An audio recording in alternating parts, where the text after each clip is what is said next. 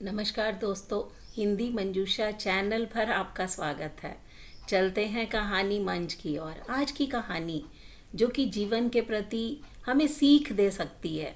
कहानी का शीर्षक है प्रिया चढ़ाई चढ़े रघुराई। कहानी शुरू करती हूँ दोस्तों।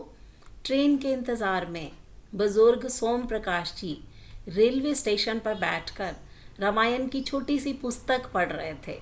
तभी वहाँ ट्रेन के इंतज़ार में बैठे नव दंपत्ति सुरेश और सुमन, वो दोनों जोड़ा उस समय वहाँ आया और उस समय नवयुवक ने बुजुर्ग से कहा, बाबा आप इन सुनी सुनाई कहानी कथाओं को पढ़कर क्यों अपना समय बर्बाद कर रहे हो? इनसे आपको क्या सीखने को मिलेगा? अगर पढ़ना ही है तो इंडिया टुडे पढ़ो, अखबार पढ़ो, फिल्म मैगज़ीन पढ़ो।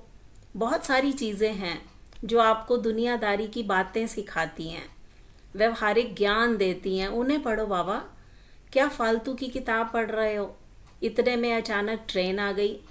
युवक अगले और बाबा पिछले गेट से ट्रेन में चढ़ गए।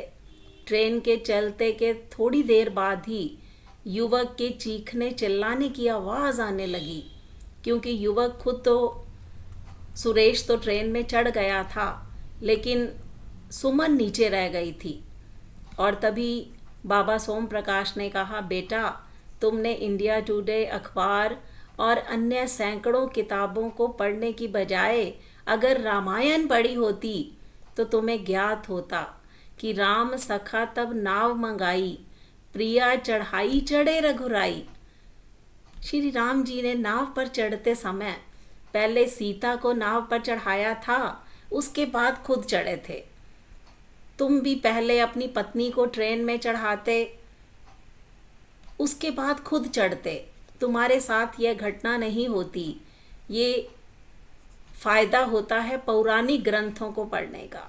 तो पौराणिक ग्रंथों को पढ़ने के बाद ही मैं तुझे सीख दे रहा हूँ, और तुम मुझे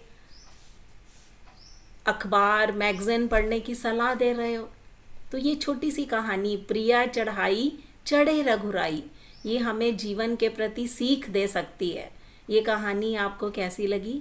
इस पर प्रतिक्रिया दीजिए। हिंदी मंजूषा चैनल को सब्सक्राइब कीजिए। मिलते हैं दोस्तों अगली वीडियो में। तब तक के लिए नमस्कार।